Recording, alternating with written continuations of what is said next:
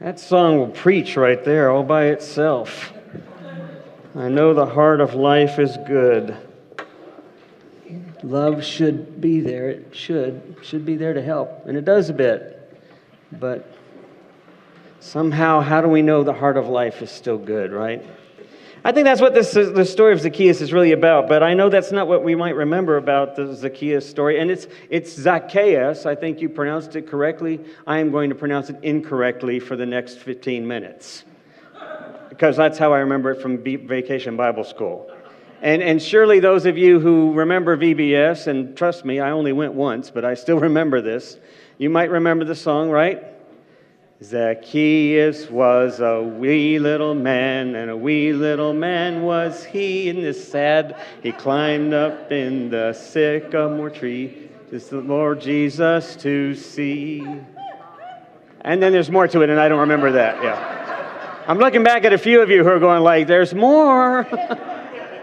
I don't remember the rest of it. But that's kind of what we remember about this story. Zacchaeus was a wee little man, and he climbs up into the sycamore tree and sees his Lord and Savior come. And then we sort of think, well, that's what this story is really all about. This story is really all about this idea that God's love is extended even to, not just prostitutes and Samaritans, but the dreaded tax collectors, who are just about as evil as they come. So we have this idea that it's all about salvation. Salvation has come to this house. But I have a couple of questions with that, and a couple of problems with that. This is where I think that this story is saying much more than that. And if we read a little bit further, we realize that it says that salvation has come to this house, but I think the most obvious response to my question is, I didn't ask the question yet. But the question is, what does this have to do with gratitude? What does the Zacchaeus story, if anything, have to do with gratitude? And what I'm going to suggest before I forget is that at the very heart of life, at the very heart of our being, in spite of what happens, there is a way to experience this deep sense of gratitude.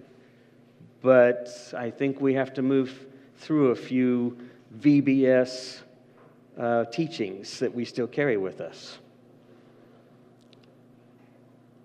First of all, I think that when we understand a lot of times that the Bible is about shoulds and shouldn'ts, we should be grateful for God's forgiveness, and so we receive salvation because we have responded.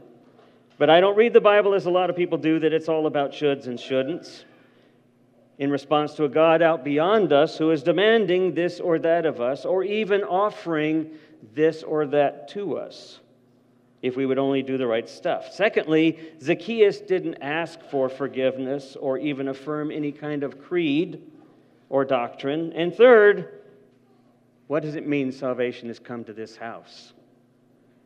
Now, I know what we think it meant. We think it means that Zacchaeus was now accepted into God's love and will get to go to heaven. Maybe that's not what you all think, but that's a typical way I remember hearing it from Vacation Bible School. And I think this is where we get stuck, like we do with so much of our understanding of the Bible, as well as religion, and as well as even gratitude. We generically speaking, we keep thinking that it's about us individually, that salvation is about us individually, that gratitude even is about us individually, that it's about this or that for me, that it's about what God can do for you or for me individually, and the kingdom of God becomes more of a club than a community when we start thinking that way. Granted, I hope you'll think the way I think, because I'd love for you to be in the club. But if you don't, you're not. I mean, that's kind of where the reasoning takes us.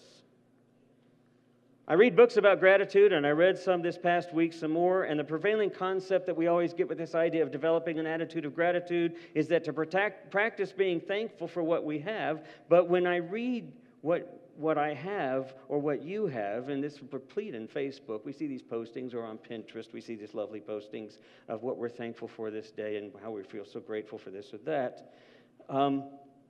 I'm left with this sense of who has and who doesn't.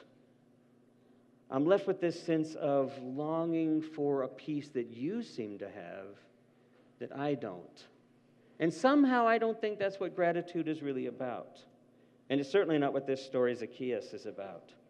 But before I disabuse you of your desire to be thankful, because I'm not saying don't be thankful, I want to say that thankfulness is a good thing. Research shows that thankfulness is good for our brain, it's good for our emotions, to practice a little daily thankfulness, to make a little list of the things we're thankful for today. But I want to suggest that it's more gratuitous than gratitude. Does that make sense to you? No? I don't profess to know what I'm talking about. To be thankful, well, I think you'll figure it out as we get towards the end, but for me, this idea of this list of thankfulness, where does it come from? Again, it comes from what I am thankful for. It comes from what I think I've been given. It comes from what I think I am blessed with. And when we start thinking in that way, I think what we do is we start risking something. I think we start risking making God and even our own thankfulness very, very small. This story is really about having something much bigger. I want to suggest to you that this story is about a big kind of curiosity. It's about a big mind. It's about a big heart. And it always has to begin with some level of vulnerability, some level of taking a risk, which of course carries the potential of being rejected or failing or being hurt. But then let's say that we don't do this because we're afraid, or that we don't do this because we're anxious about what we don't have. And when what I do and what I think and what I'm thankful for becomes rooted in what I am afraid of or what I am satisfied by, which oftentimes is what those lists represent, do they not? What seems to make me feel good? I'm glad the sun rose today. I'm glad we got a little rain. I'm glad I've got children. It's no reason not to be thankful for all those things, but they truly still are about us. And when that is what we have, doesn't it suggest that in fact our faith has become small? That in fact our God has become small? That in fact our gratitude even is small? And I want to suggest to you that the story of Zacchaeus is much more about the bigness of God's being. So I'm going to jump into a story. Around 7:30 on Friday night, I found myself in search of some theological reflection, so I went to my favorite theological ground or theological discussion place. I went to Old South Pancake House. And maybe because it had started to rain or it was just the way the chips had fallen that night, it was pretty empty. And as I walked up to the front room, it was only full in that front room. As those of you who've been there realize there's two back rooms. There's kind of a middle room and a back room. And the hostess was standing there. I walk in with my laptop and a book or two, and she looks at me, and there's two parties of 4 people waiting, and they look at me. I just walk right up to the desk there, to the counter there, and the woman looks at me and she says, "Preachers and students to the back." I'm not sure what she was thinking. Maybe she recognized me.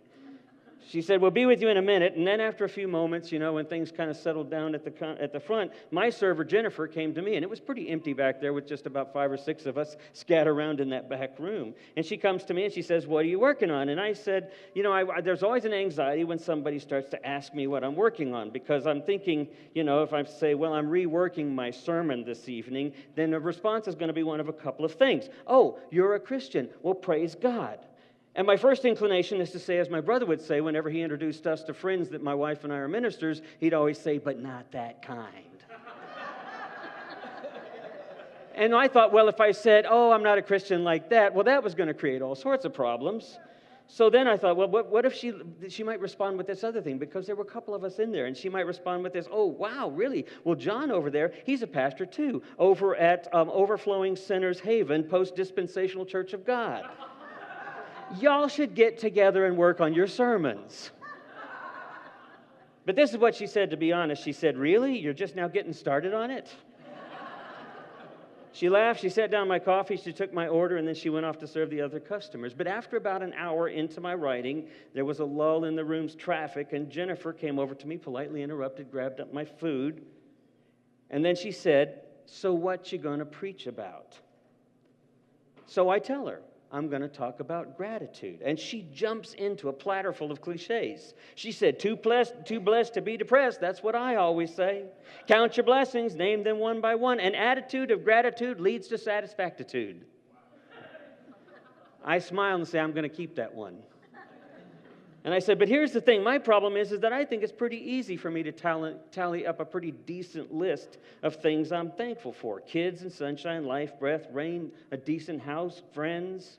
It kind of becomes a little bit romantic, doesn't it? I said. It's almost a little shallow. It's like those Facebook posters, pictures of puppies and flowers and stuff. And she smiled and she said, but I like those pictures. And I said, well, I get it.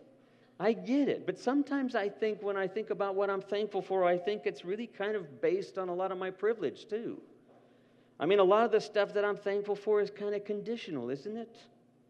What I want or think I need to be happy or to feel good, I mean, that's what I typically am grateful to God for. It's what I feel like I need. And that's almost like saying if I didn't have any of that stuff, or if I was suffering from a chronic illness, then I wouldn't be able to have that much gratitude. I wouldn't have much to be grateful for, or at least it might seem like that. And she was actually sitting there listening, or standing there listening to me. I said, here's what I think it is, and I want your opinion. I actually asked for opinion.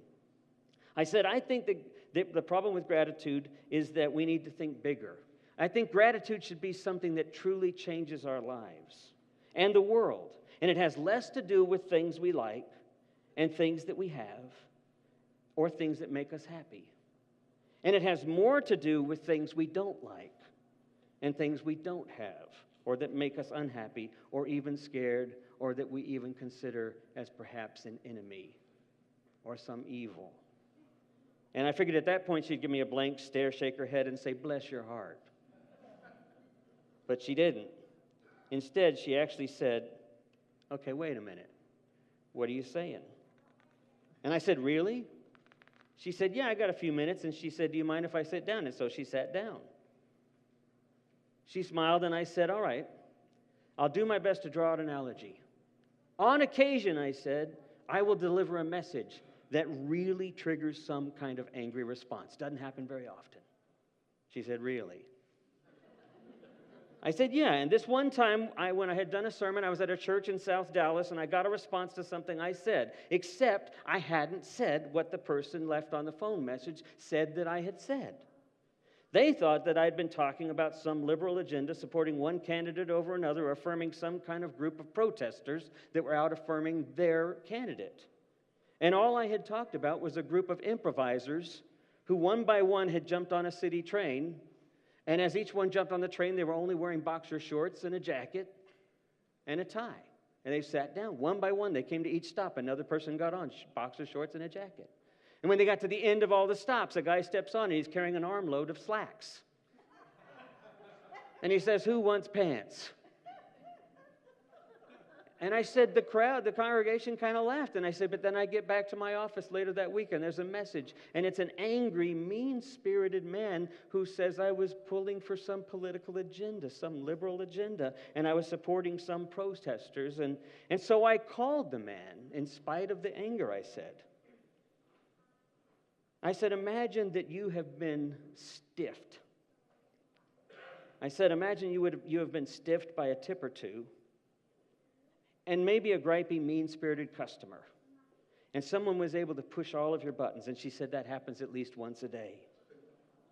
I said, well, instead of getting angry with this man and indignant, I surprised myself because at first it made me angry, and at first I got defensive, and at first I didn't want to talk to them at all. But then I started asking myself a question. Why would anybody who would normally, you would think, as any normal human being, want to experience joy, why would anyone choose to be mean-spirited? Now think about that. I said, why would anyone, like you or me, who would prefer to enjoy ourselves, prefer to be pleasant, prefer to be happy, suddenly choose to be mean-spirited, beyond just the agenda or the issue, but to be mean-spirited? It's not as if he was just arguing for his case. He was mean. Why would people do that? And she kind of looked at me and she says, I don't know, but I get a lot of them in here. And I said, well, that's what I wanted to know too. And so I got on the phone and I called him. And after we talked, he realized he hadn't heard what I said at all. And he even apologized for mishearing it and then said, my wife told me I probably misheard the whole thing. And I said, well, that's all right. It happens all the time. And then he thanked me and he got off the phone. And Jennifer looked at me and she said, but why was he so angry? And I said, I don't know. I really don't know. But it made me think of this Zacchaeus story.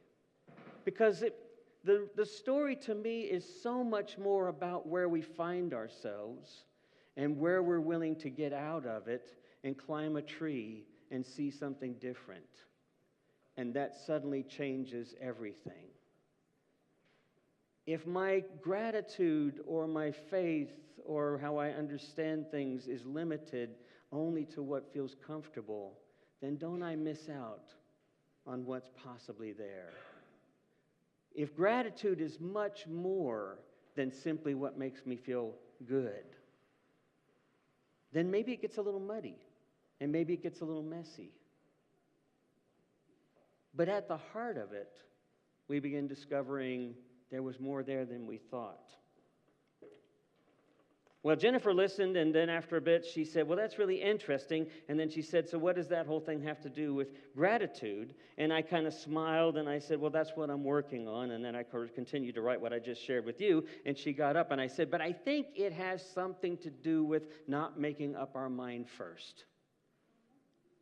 And she kind of smiled, and she said, I'll try to do that next time a person stiffs my tip. And she walked off. I was reading a book by Diana Butler Bass, and Diana Butler Bass suggests this thing. She says that sometimes gratitude seems to be pleasure-oriented. But what if gratitude is the way of life itself?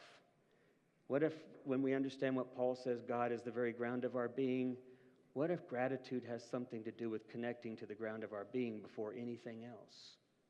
To be rooted. Sometimes we find that root with friends, right? Sometimes we find that rootedness in friends. But the thing about it is it always requires some level of vulnerability, some willingness to experience something more than our first reaction. I went and visited a friend in the hospital yesterday who had a kidney stone. And he was in excruciating pain. If you've ever had one, I understand they're just unbearably painful. And I stayed with him for a while, and it hadn't passed, but he got medication. The doctor sent him home. And later on in the evening, I called him back, and I said, so, how are you doing? Well, I'm feeling better. I'm still in pain. And I said, I just got a weird, funky question. Are you grateful for that kidney stone? Right, that's kind of what I would have thought his response would be, that, or like, what the heck? And just hang up on me, right? And he kind of laughed on the phone, and he says, I suppose there's something you can learn from every experience, something you can grow from. He said, I had a calcified growth that I got in my kidney, and I'm still trying to pass that lesson. And I got his sense of humor, I really did. But there is something about gratitude that if we're not careful, it becomes gratuitous. It becomes a kind of thing that covers up really what we're afraid of. Think about it. If gratitude is more about what we wish, what we're afraid of not having, then isn't our faith small? Then isn't our perspective small? I'm going to give you this story real quick, and I'm going to invite the band to come on back up here because they're going to sing a song in just a second. One of my favorite poems that we've read in here is by Rumi, the 14th century poet, Mideastern poet. It's entitled This Guest House. I often lean on this story. I find actual comfort in this story sometimes. This being human is a guest house. Think of Zacchaeus. This being human is a guest house. Every morning a new arrival, a joy, a depression, a meanness, some momentary awareness as an unexpected visitor. Maybe Jesus, maybe something compassionate. Welcome and entertain them all, even if they are a crowd of sorrows who violently sweep your house empty of its furniture. Still, treat each guest honorably. He may be clearing you out for some new delight. The dark thought, the shame, the malice, meet them at the door, laughing, invite them in. Be grateful for whatever comes, because each has been sent as a guide beyond. Be grateful for whatever comes. See, gratitude is not liking. Gratitude is not about liking. Gratitude is about realizing that we are connected to the ground of being no matter what happens. That we share that connection with one another no matter what happens. No matter who we think is the enemy. No matter who is different. We share that very ground of being. Maybe that's what Zacchaeus realized. When salvation came to the house, it's not as though salvation wasn't already there. It's more like Zacchaeus finally saw it. And of course, you know what the word salvation means, right? It doesn't mean ticket to heaven. It means wholeness. It means a completeness. There's something about risking that vulnerability sometimes, stepping out beyond, climbing that tree, experiencing the wider world that's a little bit shaky. Maybe even asking ourselves questions about the things that we like, the things that we are so grateful for. Perhaps go to Old South Pancake House on a Friday night or a Saturday night and wait till 2 o'clock. Jennifer says it gets weird. And ask yourself, not, man, I don't like those people. Ask yourself, what are they thankful for? What are they enjoying? What are they missing? Ask yourself, why is that guy angry? Because all of us would rather be happy, right? We used to have a class in seminary called Social Context, where we would travel to strange situations. I invite you to do a little roomie practice. Go into the strange and open up a bit and begin to see what might be there. I think gratitude begins with curiosity, and next week I want to spend a little bit of time actually talking about how we practice a grateful curiosity that is so much less about the lists of things we like and much more about the things we don't understand and how much we can find there. So Jennifer came back after I'd been there for 3 hours, and she says, her shift's ending. And she's went to clear up the tip, and the bill and the tip and everything. But she asked me, she said this. She said, so do you want a pie to finish off your evening? And I said, yeah. And this is, my son Tim is here. He knows this has happened several times because we've gone there late at night too. And so she says, yeah, what do you want? And I smile and I say, well, what do you have? And she smiles back and says, I don't know. It's always a mystery. And I said, well, you don't know what she had? And she said, well, I can tell you what we started off with this afternoon. But I don't know what's left. And then I said, well, why don't you go and see, come back and tell me, I'll tell you what I want, then you can go back and get it. And she smiled, she said, that requires 2 or 3 trips, doesn't it? And I have 4 or 5 customers, and she smiled and she said, I got a deal for you. Why don't you tell me what you like? I'll go see what we have and bring back the closest thing to it. And I thought, that sounds amazing. And so I said, that's great. I said, okay, fine. I like apple, chocolate, banana, custard. She brought me a strawberry rhubarb. But here's the thing. I got to tell you, I used to think I hated rhubarb.